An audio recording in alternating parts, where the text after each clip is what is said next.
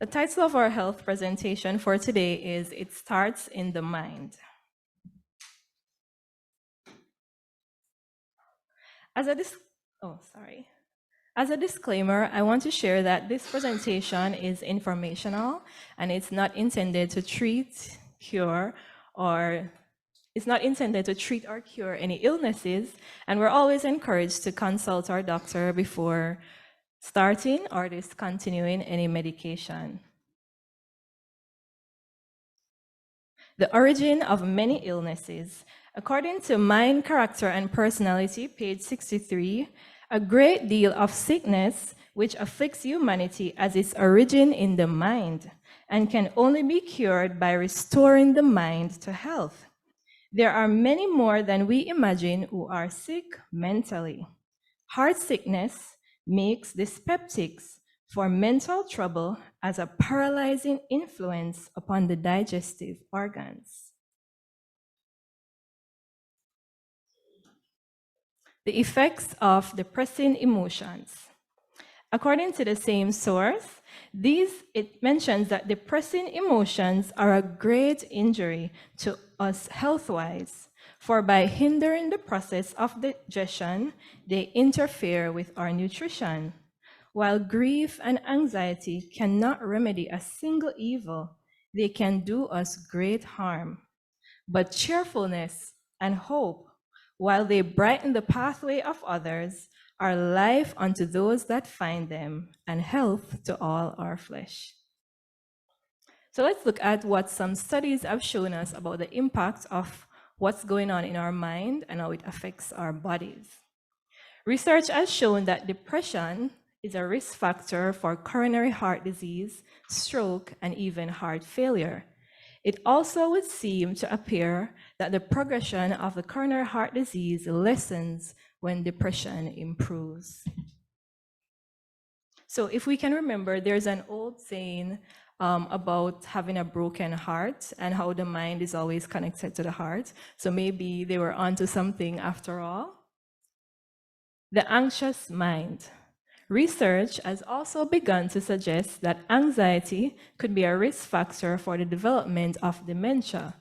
It could also be a risk factor for the development of Alzheimer's disease, though not responsible necessarily for its onset. And these types of research are still ongoing, so I definitely encourage us to also do our own personal research on these topics so that we can learn more. Now, what about the role of religion or spirituality on mental health? According to the Spirit of Prophecy, the spiritual life is built up from the food given to the mind. And if we eat the food provided by the Word of God, spiritual and even mental health will be the result.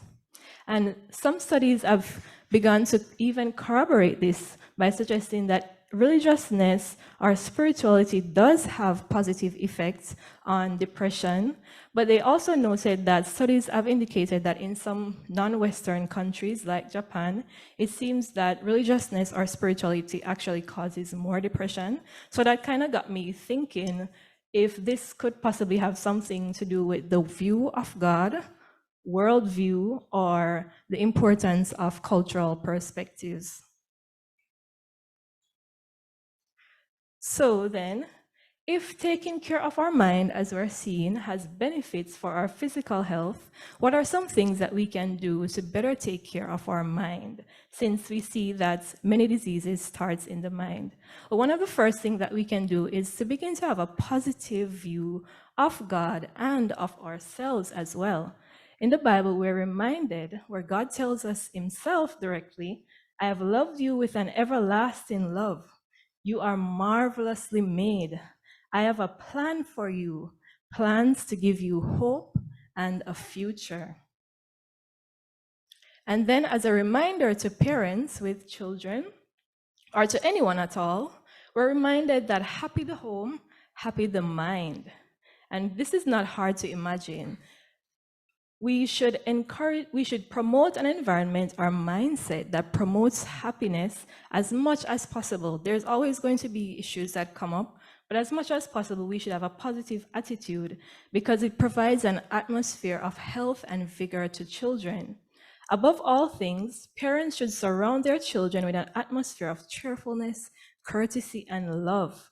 A home where love dwells and where it finds expression in the looks, in words, in actions, is a place where angels delight to dwell.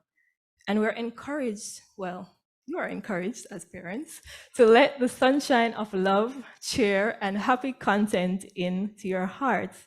And let this sweet influence pervade your home. We should manifest a kind and patient spirit and encourage the same thing in our children.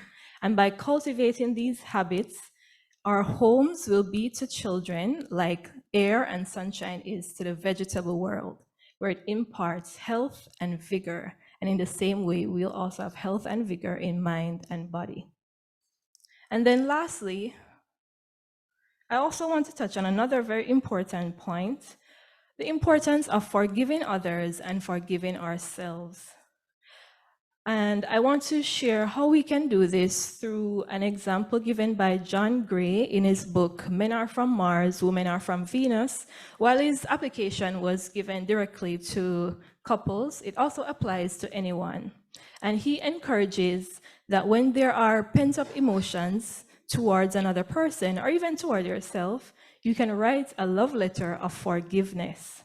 The aim of this letter is to write in 5 stages your emotions that you're feeling that you've bottled up against another person or yourself.